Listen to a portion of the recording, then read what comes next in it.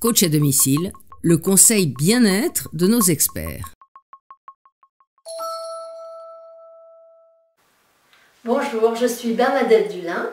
Je suis conseillère pédagogique et écris des méthodes pour enfants, parents et professionnels que je diffuse sur happyparents.com.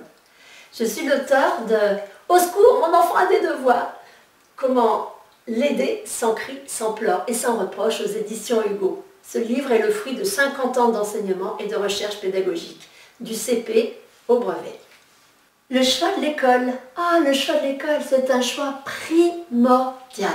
Et c'est un choix pour chacun de vos enfants. En effet, une école élitiste peut être parfaite pour l'aîné et, oh mon Dieu, surtout pas l'école où aller pour votre deuxième. Alors, oh là là, vous êtes en train de me dire qu'est-ce qu'elle dit. Alors, on va rentrer dans le détail et je pense que vous allez comprendre. Déjà, sachez bien aussi qu'on confie son enfant dès 2 ans à une équipe d'adultes qui va prendre en charge l'éducation scolaire de votre enfant. Ne mettez pas votre enfant dans une école sévère pour que l'école éduque votre enfant. Ça, c'est votre responsabilité. L'école est chargée de la question scolaire.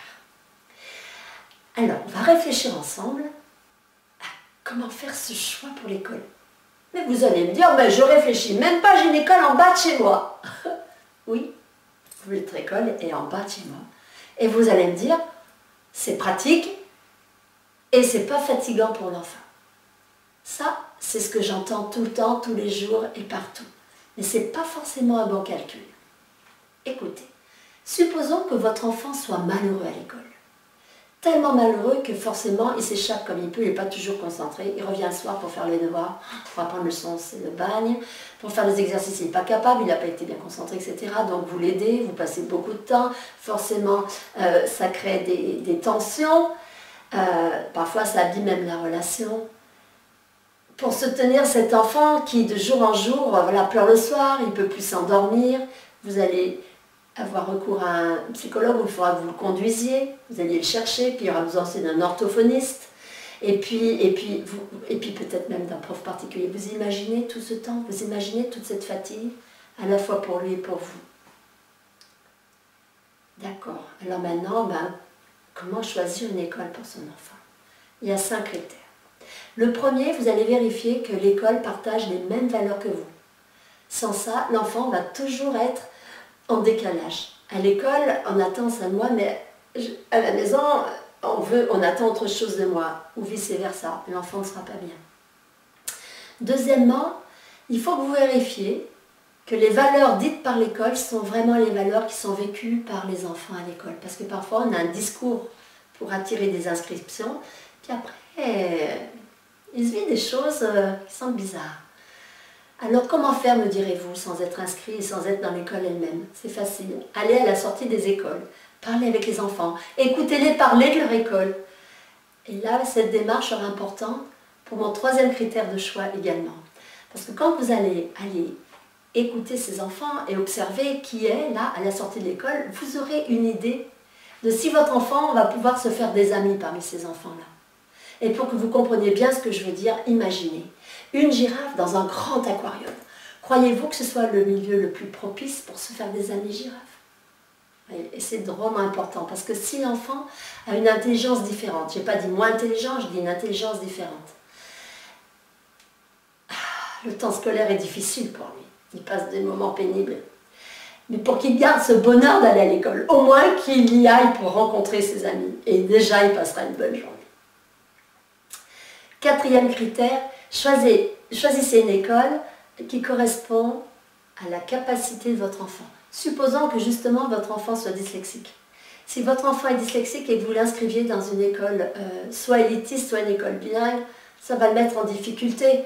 Alors, pour les écoles bilingues, c'est une erreur parce qu'il faut déjà qu'il s'approprie sa propre langue et qu'il voit comment il fonctionne. Alors l'anglais, c'est impossible pour lui. Il ne peut pas, il ne peut juste pas parce qu'il faut déjà qu'il apprenne à fonctionner avec sa propre langue. Et puis une école qui va en demander aux enfants, c'est juste pas possible pour lui parce que dans les apprentissages primaires, les apprentissages de base, il faut justement lui laisser tout le temps dont il a besoin pour y arriver. Après, les choses s'accéléreront. Alors, quelle va être la meilleure école pour ce genre d'enfant? Je pense aux écoles ouvertes. Parce que dans les écoles ouvertes, il y a deux choses qui vont être importantes pour lui. La première, on fait aussi une éducation humaine. Dans l'emploi du temps, il y a l'éducation à l'autre et puis l'éducation à soi. Donc sa confiance en lui et son estime de lui vont être là, vont se cultiver au jour le jour. Et d'un point de vue scolaire, c'est lui qui va déterminer ses contrats de travail sur la semaine. Donc c'est lui qui va définir ses étapes, et étape par étape, il va y arriver. Et cinquième et dernier point, il faut que vous choisissiez un établissement dont la pédagogie est adaptée à la personnalité de votre enfant. Prenons un enfant très autonome. Un enfant très autonome et perfectionniste. S'il est placé dans une école qui donne beaucoup de travail, qui peut être d'ailleurs très bien pour des enfants qui ne travaillent que s'il y a des DS, alors là, allez-y pour ces enfants-là, choisissez cette école-là. Mais pour des enfants qui sont autonomes et perfectionnistes, s'ils ont trop de travail, ils ne vont pas pouvoir faire ce qu'ils aiment, c'est-à-dire lire un livre sur le sujet, regarder sur Internet, sortir un film à la médiathèque, qui soit adapté au sujet, qui lui permette d'en savoir plus parce qu'il est curieux et tout ça. Et le fait de faire cette recherche de documentaire autour, ça lui apprend de fait sa leçon, ça lui permet de participer, ça lui donne la joie d'aller à l'école. Prenons aussi le cas des enfants sensibles. Si vous mettez dans une école qui, au niveau de la discipline, est obligée, en tout cas, c'est les valeurs qu'il a choisies, qui sont parfois des valeurs importantes dans certaines villes, etc. Mais pour un enfant sensible, ça ne va pas aller. Si jamais l'enfant fait tomber un crayon et qu'il a une colle, lui, ses émotions vont être bloquées.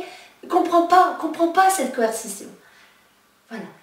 Donc, je vais récapituler les 5 critères de choix pour trouver l'école parfaite pour votre enfant.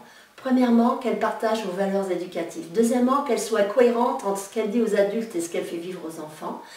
Un lieu où il pourra se faire des amis. Qu'elle soit adaptée aux capacités de votre enfant et que la pédagogie soit parfaite pour sa personnalité.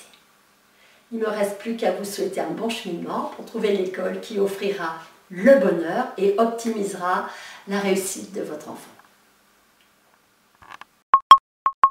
À bientôt sur le HuffPost.